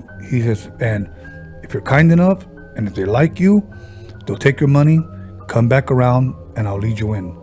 And I was like, really? But I didn't want to go in by myself because the tour had already started. Yeah. You know, and I'm thinking to myself, I don't think it'll be good for me to go in by myself. Yeah. If I'm going to be scared, I might as well just be scared with a bunch of people. Yep. You know, but yeah, what other things, if anything, stood out to you other than the box, the van, I guess, where he would kill people? Oh, yeah. Not Jeffrey Dahmer. Is that who it is? No. They had... Kevorkian. Yes. Yeah. They had another one thing that was really cool. There was a giant cast iron pot, almost like a cauldron. I don't remember whose it was now. I'd have to look it up. But that was like some mass murderer had that. That was pretty neat. One of the first rooms you go in, there's this. What happened? Sorry. I can't read that. That's too far. Sorry. There's this like dollhouse. Like I'm trying to remember what it was. It was some haunted object that was like impossible to get a hold of, and he got a hold of it. It was really neat. Not even because it was haunted or scary, but the fact that it was just there and you could see it and like how detailed it was, I really liked. Then there's that whole cast iron cauldron thing. The Divic box was pretty amazing. Any murder weapons or anything like that people might have used? There was a couple there. I mean, there was a whole part of the tour, like this whole almost like a jail cell room that was dedicated to mass murderers and like serial killers. Totally drawing a blank right now on who was in there. I should know, but well, they could look it up. We don't want to ruin it. That's true. You know, and if you guys want to go check it out, I still don't know if I want to go in. So. I 100 like again, I still even going to Universal, I get scared every now and then I get mad that I get scared. I don't like horror movies. I am now more of a believer into the whole paranormal. Yeah. I 100% think you should go. Okay. And check it out. Okay. And then also check out the 17th door. Yeah, most definitely that next year. Yes. Now, I know there was some other things, some other stories that you have shared with me over the phone that maybe we can get into those now. Yeah. You know, if you don't mind. Yeah, just recently, actually, I have two close friends of mine. Again, it's actually the same gals, Dina and Cheryl, who are super into the paranormal. They have a spirit box amongst with some other tools that they like to use to go ghost hunting or make connections. And they came over to my apartment. And so we're sitting there and I was like, hey, let's break it out. Let's just see what happens, right? Yeah. And we're sitting there, and of course we turn off all the lights, we light some candles, get the mood going. And I'm kind of talking to him about like how it's weird because our bedroom door in the apartment will have times where it'll literally just slam shut and open by itself. And it's not like, you know, the windows open, the pressure change, or the wind blows and it shuts, it opens it. No, it's like the windows are shut, there's nothing going on, literally just swing open and shut again. Right. And so she's like, all right, let's check it out, let's see what happens. So we're all sitting there around the table. She's got the spirit box out, and we're trying to make some connection. Yes. And we're talking, and you know, after about 5-10 minutes or so of doing so, you hear a girl's voice come on. Really? And this is a little bit difficult at first to understand what's going on. And a lot of people say too, when you use a spirit box, it's random words that are being thrown out, and your brain automatically assumes and tries to piece together what they're saying to come to something. And then there's other times where it's just clear as day. But so we're sitting there and we're listening and we're asking questions, and we're saying, you know, do you live here? You know, is something happening, or did something happen to you? Did you die here? Nothing. And then all of a sudden you hear very clear, yes. Wow. And it's like, okay, so she died here. And so we say, well, what happened to you? Nothing. What's your name? Nothing. Do you need help? Yes. Wow. And we're like, okay. And so we're trying to ask a couple other questions, and then all of a sudden you hear her like not answer, and then you hear silence, and you hear Kevin. And I was like, okay, we haven't said my name. It's totally random that she, whatever, is saying my name. Yeah. And we're like, okay, well, my friend was like, Kevin's here. Do you need help? And you hear, yes, he's coming. And I'm like, okay. So clearly whatever it is wanting my help, and something is coming. And so we're like, well, who's coming? And you hear him. And we're like, okay, this is getting weird. Yeah. You know, it keeps kind of going, and you keep hearing her answer and saying different things. And then you hear her say help, and then like it cuts out, and we're like, are you there? Who's there? No answer. And then we're like, do you still need help? Are you okay? And then you hear a man's voice, a very deep man's voice, come on and just go, no. And I'm like, okay. Wow. And then we're kind of like sitting back, and we're like, should we continue this? We don't know who we're communicating to. Is it safe necessarily? So of course we decided to keep going. And you know, we're like, are you still there? Are you okay? And you again, help, he's coming. And we're like, who's coming? Is someone chasing you? And there's no way to say this without like, someone who doesn't believe is not going to believe it. And I used to be that person. But clear as day, you hear the same girl's voice, and you know it's the same girl, it's the same tone, the same, you know, voice, everything. Hear her go, devil. Wow. And I'm just like, okay, this is pretty freaky. Yeah. And so we kind of try to continue talking, and there's no responses anymore. It was super quiet, just nothing. And finally we were like, okay, thank you for talking to us. Like, if you need help, say something now or we're gonna go. Silence, silence, silence. And then you hear the deep voice come back, super low, super like aggressive, go, Kevin. And I'm just like, I'm done. Yeah. That was fucking weird. Yeah. So you said that was recently? That was maybe 6 months ago, maybe. Wow. But the weird part about it then is, fast forward to maybe 2 months ago. Yeah. Still having the whole door opening, closing thing. Haven't really thought anything of it because we're used to it, right? And so we're sitting there, my boyfriend and I, because we live together, watching a movie, and nothing's going on. There's no, you know, this is probably 11 o'clock at night. All of a sudden you hear from our bedroom this giant bang, crash. And I'm like, what the fuck was that? Yeah. Go into the bedroom, nothing. Go into the bathroom. The mirror that was mounted onto the wall had fallen off, and fallen to the floor and shattered everywhere. And our first thought was like, okay, one, that's not supposed to happen. Two, was it the neighbor? Were they like hammering something or whatever? And then it's like, okay, no, it's late at night. That's super weird. Yeah. And then you look at it and it literally looks like someone just, again, it's hard to describe it, almost like someone pushed it off the wall, because all of the stuff on the counter was not how it was. As like, if you expect something to fall and like, you know, kind of push it, but like everywhere. And the way it just fell was just weird.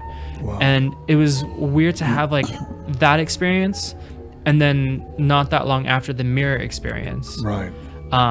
And then fast forward to 2 weeks ago, I think 2 weeks ago now, two of my friends from the Haunt, from the 17th Door, they're cast and actors there. They've been there since day one. The gal, her name is Soledad. She is a witch, I believe is the correct way to describe it. She is Wiccan and pagan. Okay. She, again, skeptic at first. Of course. She came over recently and we were kind of talking, and I was just like, hey, can you do a house cleanse? And she's like, yeah, why? Is something going on? I was like, no, I just want to, you know, make sure there's good energy in here. Like, you know, all the stress and exhaustion from working Haunt. Because, you know, when it's Haunt season, like October and September for me are my hell month, because it's literally, by the time I get home, it's, you know, 3 o'clock in the morning, and then I usually have to get up for work and then be back at Haunt by 2 o'clock. So I'm lucky if I get like 4 hours of sleep a night. Wow. For those, you know, month and a half, 2 months.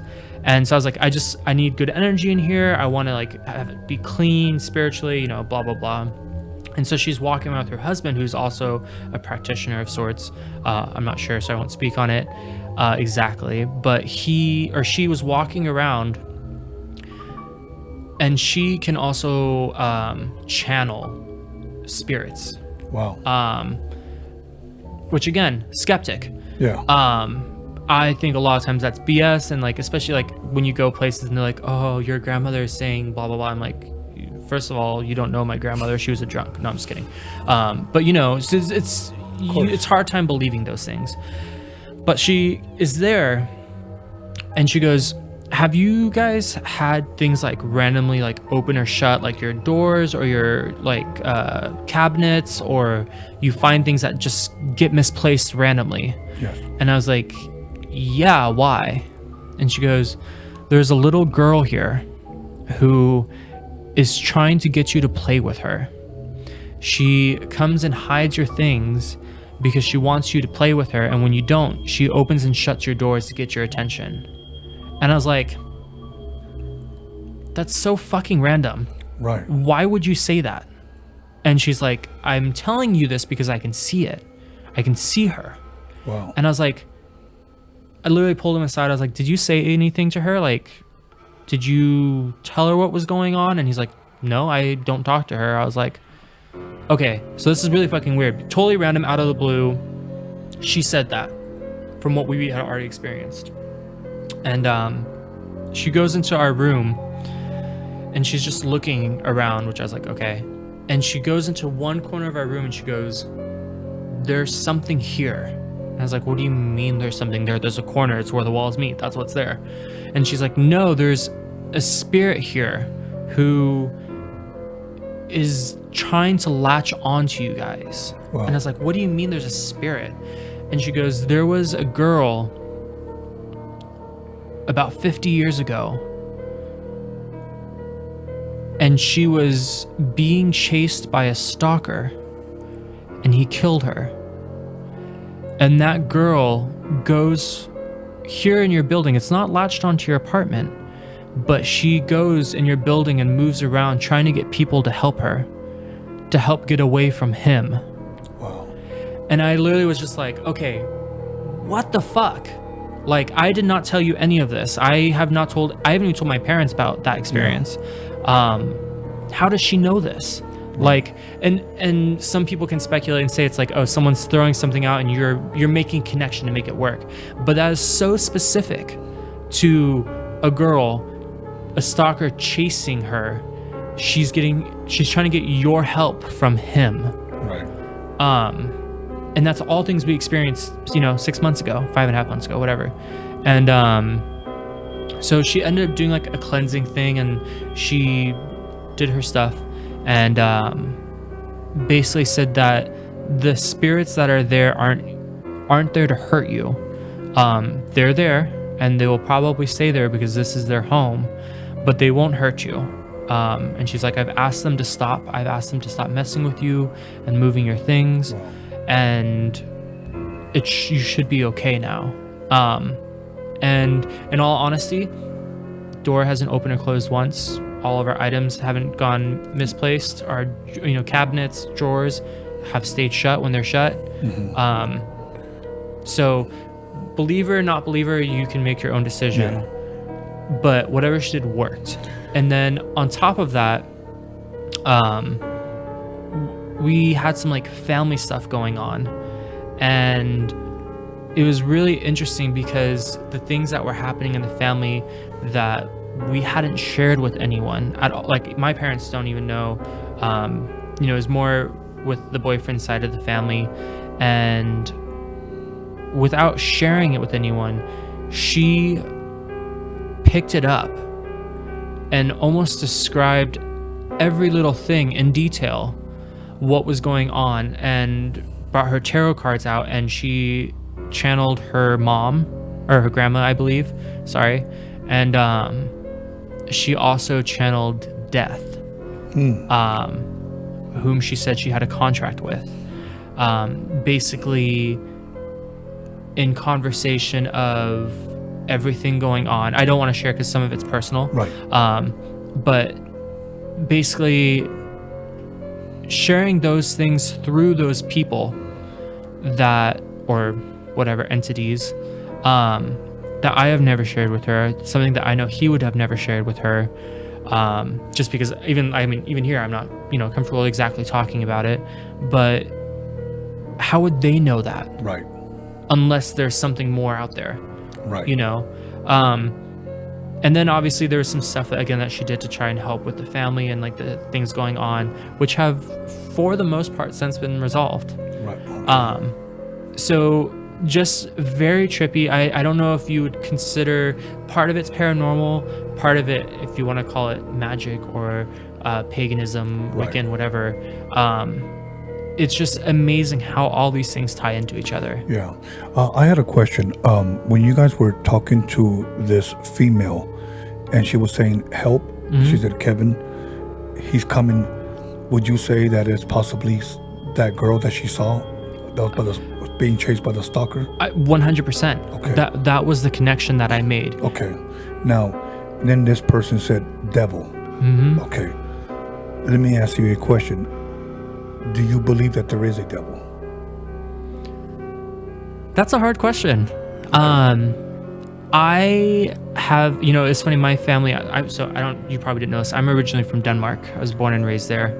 My family grew up Jehovah's Witness, which is a pretty intense religion. Once we moved here, we moved away from that.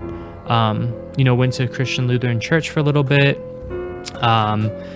Far as myself, I have found that I have a hard time with necessarily God and like the devil, because I know a lot of people say things happen for a reason. Yeah. God plans everything for a reason. He never gives you more than you can handle. There's all in the greater picture of things, and my problem with that is I have lost several people to like suicide, to things that have been going on in their life, which for me begs the question of, or not question, but the thought, clearly God gave someone too much than what they could handle. And obviously a lot of people are like, well, why do good things happen to good people, or bad things happen to good people? Why do good things happen to bad people? Which again is all in your perceptive of someone. Yes. But far as me, I 100% am more spiritual. I believe there is something greater out there than us. We all have energy that flows into the world. We all absorb energy. We all have spirits. Would I say that greater being out there is God, is his name or her name? Or I wouldn't personally. But that being said, I would never go to someone and be like, you're stupid for believing in God, or whatever.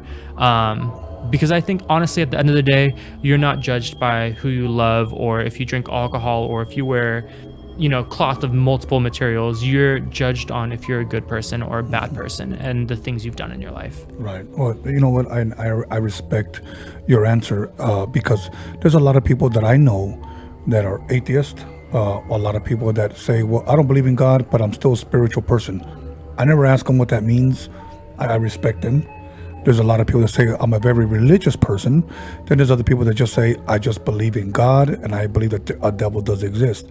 I respect everyone. If you give out love, love will come back to you. Okay? Agreed. So, but for me, I will say that I do believe that there is a devil.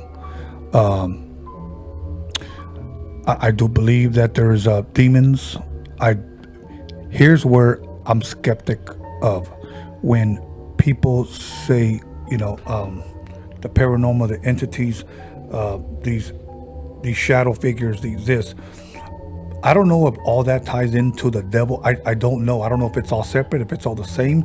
And I think that's why sometimes I step back and I'm still a skeptic because I don't have all the answers. Mm-hmm. So that's where I'm at. I think when it comes to spiritual or paranormal things and God and the devil, I think you have spiritual and you have religious, where we all have a spirit, we all have a soul. I 100% believe in that, and I think no one knows what happens after death. Right. It's just impossible, really. Right. But in my belief, it's people who may still be around in this world as a spirit. Yeah. Either have unfinished business, or I don't know if you believe in heaven or hell, but maybe they didn't. They're in, I think it's called purgatory, where you're in between. Yeah. Maybe that's where they are, and they're just trying to find their way. I don't know. I don't think anyone can really give a clear answer that's supported by facts, other than, hey, I read it in a book that was written, whenever ago. But I think spirituality, spirit, souls itself is separate from religion, in my opinion. I'm going to tell you a scary dream that I had, and then we'll go ahead and get to the letters. Awesome. I had a dream that I went to a train station and it was deserted. It was just like in the movies. Everything was just completely red. The train station, the sky, the ground, everything was completely red. And I walked in there and I saw, I'm trying to say it right because let's just say I saw a woman, and I'll tell you after who it was. I just don't want to give too much. And she was waiting there. She was very, very, very hot. And I walked up to her because I'd known this woman. She had already passed away. Now, according to her loved ones and friends, that she was not a very good woman. And when I walked up to her, I was somewhat afraid to walk up to her. She was all looking to the side. She had her head against the wall. She was sitting on a bench. And then when she sees me, she turns around and looks at me. She tells me, "You're not supposed to be here." And I said, "What are you doing here?" She goes, "They never came to pick me up." And I said, "Oh, okay. Well, who was they?" She goes, "Shh. Press the elevator." And I said, "For what?" She goes, "Press the elevator." So I pressed the elevator. She goes, "Is it going down?" And I said, "Yeah." And I saw it coming down. She goes, "That's where I'm going." Wow. And it scared the living hell out of me. It scared the living hell out of me. And I woke up and I never told this individual whose mother that was that dream. Could have just been a dream and that's it. But it just felt very, very real. This is a good thing you weren't lucid dreaming in that one. That would have been fucking scary. Yes, it would have. Yes, it would have. But okay, you know what? We're going to go ahead and get to one of the letters. I'll read one, you read one, then I'll read the last one. And I know sometimes, I think I had ink running out because one of them looks kind of blurry. Okay, this one is from Raul Revilla, the 818. Okay, what up, Tony? My name is Raul from the 818 North Hollywood area. My experience was one night I was laying in bed, and in the corner of my room, I noticed a dark figure. It gave me the chills, and I tried not to be afraid. I closed my eyes, and when I did, I felt something on top of me. I opened them, and I could feel a hand on my jaw, holding it shut. I couldn't move nor speak. I remember calling out for my mom and feeling the tears running down my cheeks, but I couldn't open my mouth. All of a sudden, I heard my grandma's voice, which she is still alive, and she said in Spanish, "Pray to God." So I did, in my mind, and as soon as I did, I felt the dark shadow release me and left. Afterwards, I felt the bed raised up from one side. Raised up one side as it tossed me to the floor. I panicked and grabbed hold to the blanket. I was able to stay in bed, and after I felt that scary negative energy, no more in the room. I felt no more in the negative energy, no more in the room. Later that week, my mom said she went to the spare room and she saw a demon in the corner of the room, saying it wanted to take me and my bro. My mom responded with, "This in Jesus Christ Almighty's house. This is Jesus Christ Almighty house, and you do not belong here." After that, I haven't experienced anything like that. All I hear is footsteps and someone following me at work, something trying to catch my attention in broad daylight. I love your show, bro. Have a good one. Go Cowboys. Wow. Well, okay. This is the guy, I guess he was in his room. Something hopped on top of him, held his jaw shut. Shadowy figure. He heard his grandmother tell him, pray. So he prays. The tears are running down his eyes. And I guess he said that the bed tilted, threw him off, and he held onto the blankets. Did it say, was he sleeping when that happened, or was he awake? He just says, "What's up, Tony? It's Hollywood." But my experience was one night I was laying in bed in the corner of my room, and that was it. And I noticed a dark figure, and it gave me the chills. And I tried not to be afraid. I closed my eyes, and when I did, I felt something on top. So he was awake. Okay. See, it's interesting because I know, like, it's interesting that he says he's awake, because I know another aspect of lucid dreaming is when you can literally lay there and your body is asleep, your brain's awake, and you can lay there with your eyes open and you can't control anything. And people have said things like where they feel like there's a heavy weight on their chest, like someone's sitting on them. Sorry, I had the hiccups. And I think it's interesting because that's obviously a very scary feeling for someone who's never experienced it. So if that was the case here, that would make sense. But if he was awake, I don't know what to tell you. Yeah. Or him. Yeah, because he says, my experience was one night I was laying in bed, and in the corner of my room, I noticed a dark figure. So it sounds like he was awake and he saw it. Yeah. He closed his eyes and this thing jumped on top of him. Wow. But now he's saying, after that, I haven't experienced anything like that at all. All I hear is footsteps and someone following me at work. So whatever it was is not following him. Yeah. Trying to catch my attention in broad daylight. So now it's not only at night or when he's sleeping, but also in broad daylight. Wow. Well, I don't know what that is, and I'm not even going to try to elaborate on it because I don't know what that is, But whatever it is, obviously, it's something that is not good. Yeah. Something that needs to go. And if that's your faith and hanging on to what your mother prayed, then hang on to that. If that's what works for you, if you feel that that's what protecting you, then stick with that. Yeah. My other thing too, and obviously it's, again, 100% great to be religious, not ever going to bag on it, but there's nothing wrong with being spiritual as well.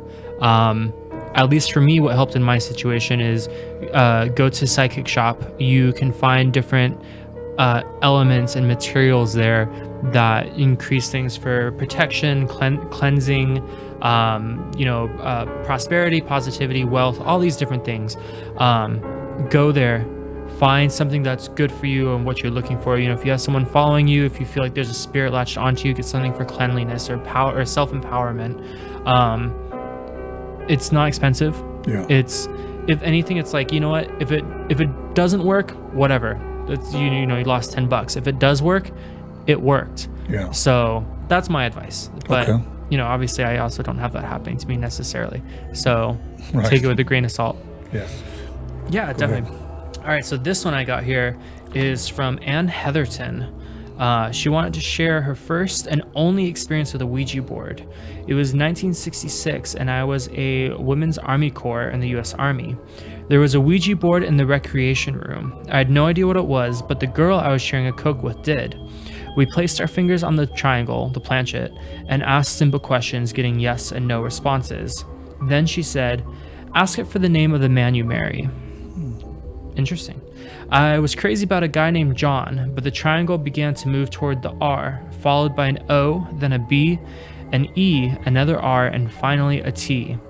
I don't know any men named Robert at all. I thought, what a dumb game. In 1968, I married a man named Robert. Ann Heatherton. Wow. Well, I was born in 1968, and my middle name is Robert.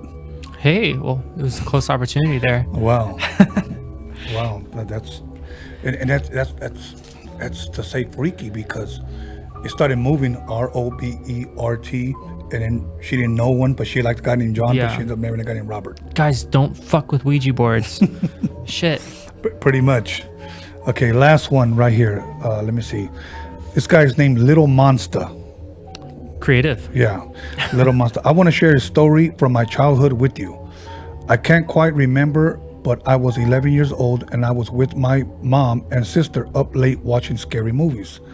We always believed in ghosts, etc.